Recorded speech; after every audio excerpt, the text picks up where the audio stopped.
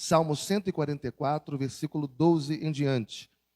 Que nossos filhos sejam, na sua mocidade, como plantas viçosas, e nossas filhas como pedras angulares, lavradas como colunas de palácio, que transbordem os nossos celeiros, atulhados de toda sorte de provisões, que os nossos rebanhos produzam a milhares e a dezenas de milhares em nossos campos, que as nossas vacas andem empejadas, não lhes haja rotura, nem mau sucesso, não haja gritos de lamento em nossas praças. Vamos juntos? Bem-aventurado o homem a quem assim sucede. Sim, bem-aventurado é o povo cujo Deus é o Senhor.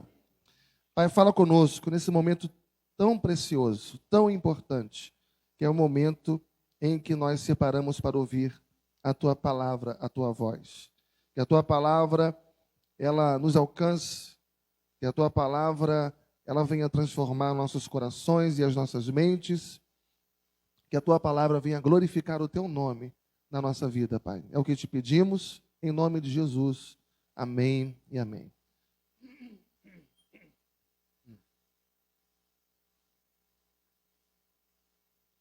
Esse texto, ele traz áreas importantes da nossa vida para que a gente seja de fato um povo feliz, para que a gente seja de fato um povo bem-aventurado. Esse texto, ele começa pela família, ele alcança o trabalho, ele passa pela cidade e finalmente ele engloba então toda a nação. Essa é a ordem desse texto. E como nós precisamos da bênção de Deus em todas essas áreas da nossa vida. Começando dentro da nossa casa. Como nós precisamos da bênção de Deus dentro do nosso lar. Como nós precisamos da bênção de Deus dentro do nosso trabalho. Como nós precisamos da bênção de Deus em São Gonçalo, no Rio de Janeiro, no Brasil. A gente vive dias difíceis. A gente vive dias intensos e preocupantes. Pela misericórdia de Deus, a gente está saindo de uma pandemia amarga. Uma pandemia que afetou mais de 6 milhões de pessoas, ceifando a vida de mais de 6 milhões de pessoas. E quando a gente começa a se animar um pouco, entendendo que a pandemia está chegando ao seu fim, explode uma invasão militar. Mas não uma simples invasão, uma invasão com efeitos mundiais. Uma invasão que reverbera a todos nós, afetando negativamente as nossas vidas. E as nações temem. O temor das nações, em virtude daquilo que pode ocorrer, das consequências ruins que esta guerra, que esta briga traz para todos nós. E por isso, uma conversa diplomática, a gente entende que é a melhor forma de resolver isso. E precisamos orar para que aconteça isso o mais rápido possível. Porque se estourar uma possível terceira guerra mundial, não haverá vencedores ou vencidos. Simplesmente pode não haver ninguém mais. Ou seja, não há lugar seguro no planeta. Nenhum habitante está seguro no mundo hoje. Então a gente pode considerar que esse tempo que a gente vive hoje é um tempo muito difícil. Talvez um dos mais difíceis que a nossa história teve. Há uma onda global para destruir os valores, invertendo os valores que regem a família e a sociedade. Hoje, você criar filhos é desafiador. A gente precisa muito da graça de Deus para criar os nossos filhos. Porque tudo que a gente percebe nos dias de hoje é que há uma formatação na sociedade. Há um trabalho para formar os corações e as mentes das crianças, dos adolescentes, dos jovens. Há uma intenção há uma infiltração que passa pela educação, passa pela mídia, que passa pelas ideologias, que passa pelas filosofias, passa pela literatura, pela cultura, infiltrado ali. E muitas vezes descarado até, para afetar os nossos lares. Até as autoridades da lei do nosso país. E a tendência é jogar por terra os valores que sustentaram a nossa sociedade. O objetivo é jogar por terra os valores que sustentaram a nossa família até hoje. Então, é inserido nessa cultura que nós estamos. Uma cultura de opressão. Mas nós somos o povo de Deus e nós somos, então, contra a cultura nessa realidade que está imposta. Porque nós cremos que, ainda que as coisas tenham perdido o controle à nossa volta e diante dos nossos olhos, nós cremos que Deus não perdeu o controle de nada. Nós cremos que Deus está governando, Deus está regendo tudo, está permitindo até um certo ponto. Nós cremos sim que ainda vale a pena constituir a família. Nós cremos que ainda que o mundo esteja de ponta cabeça, vale a pena gerar filhos e contar com a bênção de Deus para que esses filhos sejam uma bênção na nossa nação. Nós cremos que Deus pode sim, Ele há de levantar nossos filhos, netos, para fazer diferença no nosso país. É possível isso. Simplesmente porque Deus não perdeu o controle. E por isso, irmãos, eu creio que esse texto é um texto relevante. Esse texto é uma aspiração. Esse texto é uma espécie de oração. Especialmente no versículo 12, há um pedido aqui. Ele diz que os nossos filhos, que as nossas filhas, ou seja, o autor está aspirando, está desejando, anelando isso. Mas se você perceber todo o texto, do versículo 1 ao 15, é um contexto de opressão, é um contexto de cerco inimigo, é um contexto de ataque do maligno. E a oração que o salmista faz aqui é para que Deus intervenha, é para que Deus desça, é para que Deus de uma forma poderosa o proteja e combata os inimigos e dê vitória a ele. Chegando a dizer no versículo 5, abaixa, Senhor, os teus céus e desce. Toca os montes e fumegarão. Despede relâmpagos e dispersa os meus inimigos. Veja que é um contexto de uma sociedade entregue ao caos. E é nesse ambiente de desespero nacional e internacional, há aqui um pedido para Deus. Há aqui uma aspiração de um homem que busca a Deus, de um homem piedoso. E ele pede primeiramente, ouça isso, ele pede primeiramente a bênção de Deus sobre os seus filhos. Versículo 12, ele diz que os nossos filhos sejam, na sua mocidade, como plantas viçosas. E ele vai usar aqui uma metáfora de agricultura. Ele vai colocar os meninos, os homens, os filhos, rogando para que eles sejam como plantas viçosas ainda na sua juventude. Juventude é esta que a sociedade diz que tem que passar por algum tipo de crise. Porque se os nossos adolescentes, se os nossos jovens não passarem por algum tipo de crise, ele não vai adquirir experiências, não vai conseguir ajudar outras pessoas. Eu me lembro, irmãos, como se fosse hoje, quando eu entrei na faculdade de psicologia, e o professor estava diante de nós, e ele disse, todo mundo aqui, antes que esse curso encerre, tem que ter uma depressão profunda. E a gente vai trabalhar para isso. Porque você não pode ser um psicólogo de excelência sem que você tenha passado profundamente pelo vale de uma depressão. Isso foi a primeira de tantas besteiras que ele disse lá. A sociedade grita isso. Ela trabalha para isso. Você precisa, os adolescentes, os jovens têm que passar por uma profunda angústia. para que ele seja realmente, de fato, quem se espera que ele seja. Mas o texto diz não, os nossos filhos eles podem ser sim como plantas viçosas na presença de Deus. Veja que essa planta não é uma planta nativa, ela foi plantada. Não é aqui, a gente sabe que não é simples ter uma planta num ambiente de deserto, porque esse salmo ele foi escrito num contexto geográfico de deserto. A gente sabe que Davi é de Belém, e Belém é deserto. Você ter uma planta viçosa num deserto é quase que impossível. Não é natural, não é comum. De igual modo, nós também sabemos que o mundo é um deserto.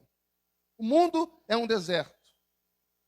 E não é comum ser uma planta viçosa no deserto que é o mundo. Mas os nossos filhos podem ser plantas viçosas nesse mundo para a glória de Deus. E para ser uma planta viçosa, essa planta, ela tem que estar junto à fonte de águas. E essa fonte de águas é a presença de Deus.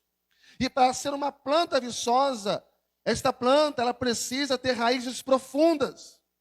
E para ser uma planta viçosa, esta planta ela precisa de crescer verticalmente. E para ser uma planta viçosa, esta planta ela precisa de produzir frutos na estação própria.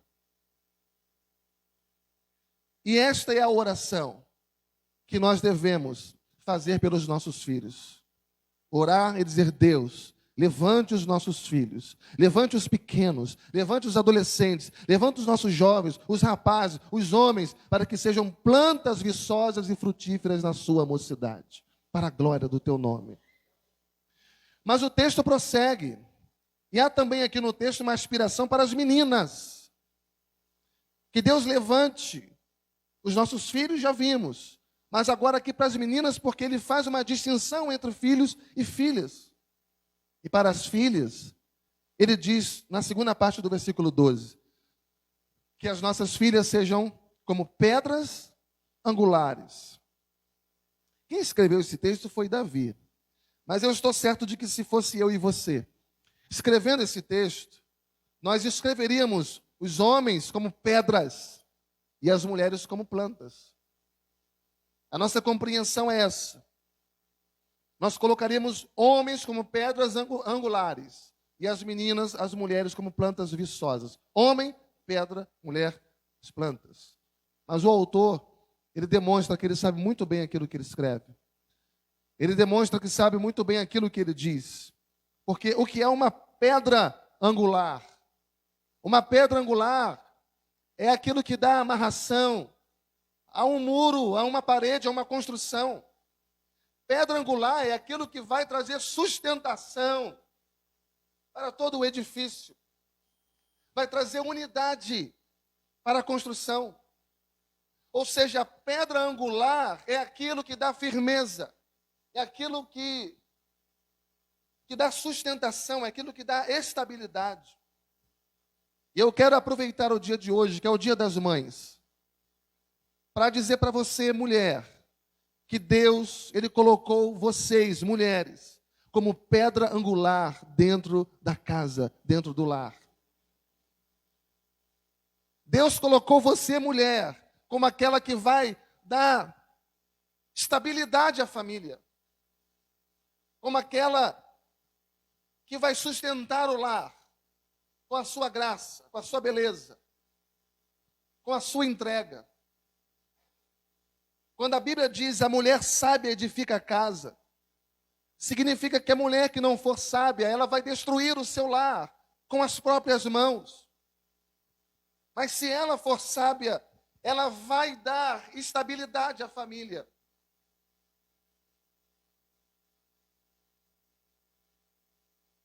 Ela é então essa pedra de esquina.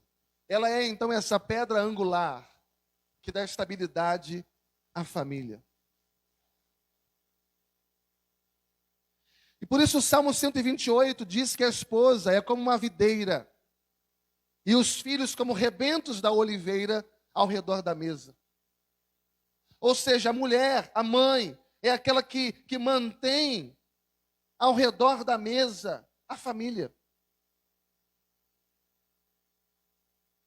Quem mantém essa unidade na família, no lar, é a mãe, a mulher.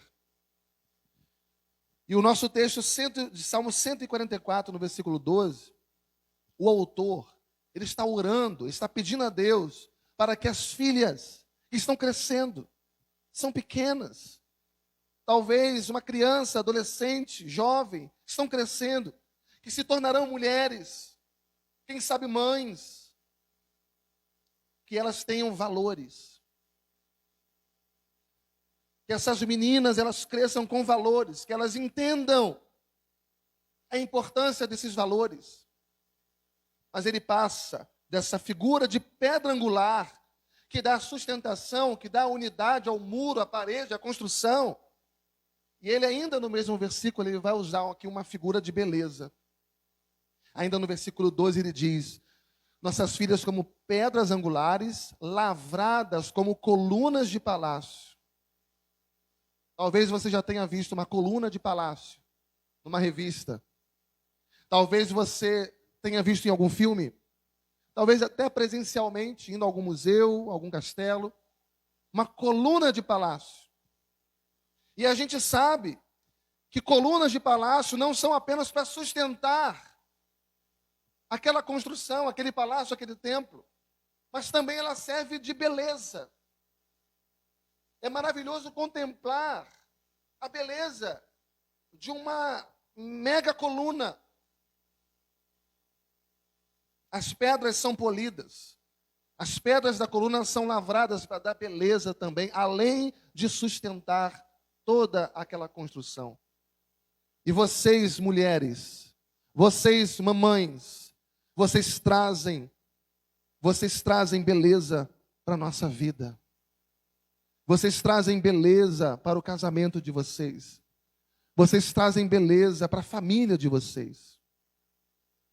E eu quero que vocês percebam que não importa se é num casebre ou se é numa mansão, mas onde os filhos são plantas viçosas, e onde nossas filhas são como pedras angulares, como colunas de palácio, ali está a bênção do Senhor. Ali está a presença de Deus. Então a nossa oração é que os nossos filhos não se rendam à cultura, que os nossos filhos não percam a sua fé nas instituições educacionais. A gente sabe que hoje há uma trama, há toda uma estratégia educacional para desconstruir os valores da família no coração e na mente dos nossos filhos, mas que os nossos filhos não se rendam a isso, que os nossos filhos não se prostrem a esta onda, esta verdadeira avalanche que sobrevém às famílias. Mas que ainda nessa geração, os nossos filhos sejam levantados como esperança da nossa cidade, como esperança da nossa nação. Essa é a súplica do salmista aqui. Mas depois da família, você tem outra área importante aqui, que é a questão do trabalho, da profissão, da provisão. Nenhuma família está bem se falta a provisão em casa. Nenhuma família fica serena, fica tranquila, fica segura, aonde há desemprego, aonde os celeiros estão vazios, aonde a despensa está vazia, aonde a geladeira está vazia, aonde não tem pão sobre a mesa. As famílias entram em pânico, obviamente. As famílias entram em desespero. Onde não tem um pão sobre a mesa, onde não tem recurso financeiro dentro de casa, aonde o desemprego impera, a angústia, a aflição, há desentendimentos. E o salmista, ele declara as bênçãos de Deus sobre os celeiros e sobre os campos, porque ele fala aqui sobre um ponto de vista agropastoril. E no versículo 13 ele diz que transborda em nossos celeiros, atulhados de toda sorte de provisões, que os nossos rebanhos produzam milhares e há dezenas de milhares em nossos campos, que as nossas vacas andem pejadas e não lhes haja rotura nem mau sucesso. Traduzindo tudo isso, o que ele está dizendo é que na nossa casa haja prosperidade. Que na nossa casa haja prosperidade, que sobre a nossa mesa haja suprimento. que nos recursos financeiros da nossa família haja provisão. Ou seja, que todas as necessidades da nossa casa sejam supridas. Então, o autor, ele está aqui orando para que as bênçãos de Deus venham sobre os nossos filhos, para que as bênçãos de Deus venham sobre as nossas filhas, e que os nossos filhos e filhas possam ter prosperidade, e que a nossa família seja uma família próspera. Quantos querem isso? Diga amém. E agora, a partir do versículo 14, ele vai pedir a bênção de Deus sobre a cidade. Final do versículo 14, ele diz que não haja gritos de lamentos em nossas praças. Que não haja grito de lamentos nas nossas praças. O que significa grito de lamento nas praças? É violência. Grito de lamento nas praças é desemprego, é fome, desigualdade social, injustiça, opressão. O que ele está pedindo a Deus, aqui, a partir dos filhos e das filhas, ele está pedindo que a nossa cidade, ela seja profundamente impactada pela presença da família. E que essas famílias tenham valores, tenham princípios, que essas famílias que vão impactar a cidade, elas estejam debaixo da bênção de Deus. Porque hoje, irmãos, a gente está vendo um outro cenário. A sociedade, ela parece ter perdido o juízo. Porque quando se atenta contra os valores, quando se atenta contra os princípios de casamentos e famílias, quando se atenta contra os princípios da criação de filhos, quando se joga tudo isso fora, se instaura um relativismo moral. E esse relativismo moral vai desconstruindo as famílias, vai desconstruindo os valores, os princípios. E não se percebe que o que está sendo destruído, na verdade, é a nossa cidade. Porque se as famílias não estão unidas e sustentando verdadeiros valores, não existe a sociedade. A cidade vira um caos.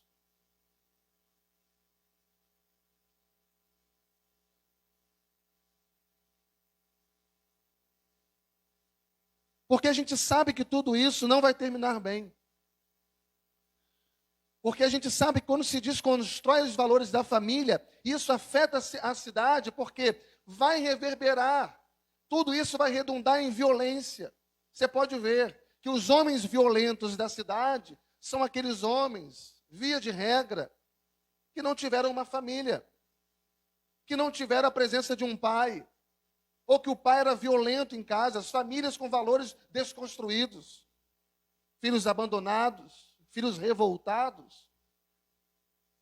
Eles crescem homens completamente transtornados, porque os valores foram sendo destruídos e o relativismo moral aumentando cada vez mais, reverberando na cidade com violência, com insegurança, com imoralidade, promiscuidade, prostituição, drogas, tudo.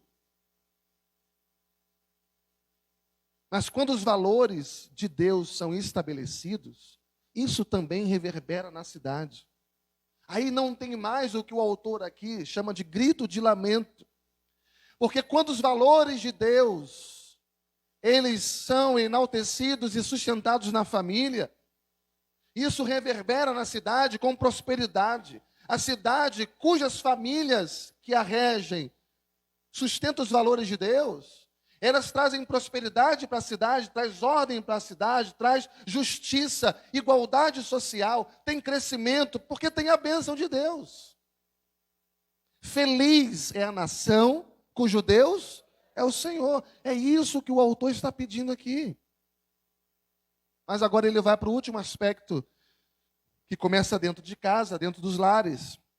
Ele sai das praças da cidade para a nação toda. Veja o que ele diz no versículo 15. Bem-aventurado o povo que assim sucede. Assim como. Bem-aventurado o povo que tem lares bem estruturados. Que criam filhos com os valores do reino de Deus. Onde os filhos são como plantas viçosas. Onde as filhas são como pedras angulares, como colunas de palácio. Bem-aventurado é o povo que tem prosperidade. Tudo onde põe a mão, Deus abençoa. Onde pisa a planta dos pés, Deus abençoa. É o povo de Deus. Bem-aventurado é esse povo. Bem-aventurado é o povo que tem para dar e não precisa receber.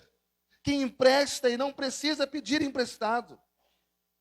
Bem-aventurado é o povo onde flui a bênção de Deus sobre a sua cabeça. Onde os céus estão abertos e não a maldição. Bem-aventurado é o povo onde as praças não é um lugar de lamento, mas é um lugar de celebração, onde as crianças podem brincar, porque é um lugar de segurança. Mas veja a última parte do versículo 15. Sim, bem-aventurado é o povo, cujo Deus é o Senhor. Numa sociedade onde se ataca a fé cristã, numa sociedade onde o certo é tido por errado e o errado é tido por certo, onde chamam luz de trevas e trevas de luz, numa sociedade onde o crime é aplaudido, onde o inocente é tido por culpado, onde descaradamente há inversão de valores, o texto diz: bem-aventurado é o povo cujo Deus é o Senhor. O povo que conhece a Deus é um povo que ama. O povo que conhece a Deus é um povo que pratica a justiça. O povo que conhece a Deus é um povo que aborrece o mal. O povo que conhece a Deus é um povo que promove o bem, que promove a paz. Irmãos, nós somos o sal da terra. Deus nos colocou nesse mundo para dar sabor ao mundo, para fazer diferença nesse mundo, para conservar e não permitir que os valores apodreçam. Nós somos o sal da terra. Você pode dar sabor e fazer a diferença onde você estiver. Que Deus nos ajude. Que Deus ajude a você, mulher. Que Deus ajude a você, mãe. Nesse Dia das Mães, em todos os dias da nossa vida. Que Deus ajude os nossos filhos, nossas filhas. Que Deus ajude você, pai, você, marido, você, homem. Que Deus nos ajude a nunca perder a esperança. Davi é o autor desse Salmo 144. Ele estava aqui cercado de inimigos. E como vimos no versículo 5, ele pede ao Senhor para baixar os céus e descer. Baixar os céus e descer, para que as pessoas vejam que o nosso Deus é vivo, para que o nosso Deus é um Deus real. Mas que a igreja seja a primeira a temer a esse Deus. Que a igreja seja a primeira a reconhecer que só Deus é o Senhor. E dizer: eu sou uma pessoa feliz. Eu tenho uma família feliz. Porque Deus é o Senhor da minha vida e é o Senhor da minha família. Então, irmãos, é tempo de lutarmos pelas nossas famílias. Lutarmos pelos nossos filhos. Que o Senhor nos ajude e nos abençoe em nome de Jesus. Amém. Vamos ficar de pé. Eu quero fazer uma oração pela sua vida. Quero chamar o Ministério de Louvor para estar aqui comigo, por gentileza. Em seguida, a gente vai ter a ceia do Senhor. Você é batizado nas águas. Você faz parte da família de Deus. Você está convidado a fazer parte conosco desta mesa bendita.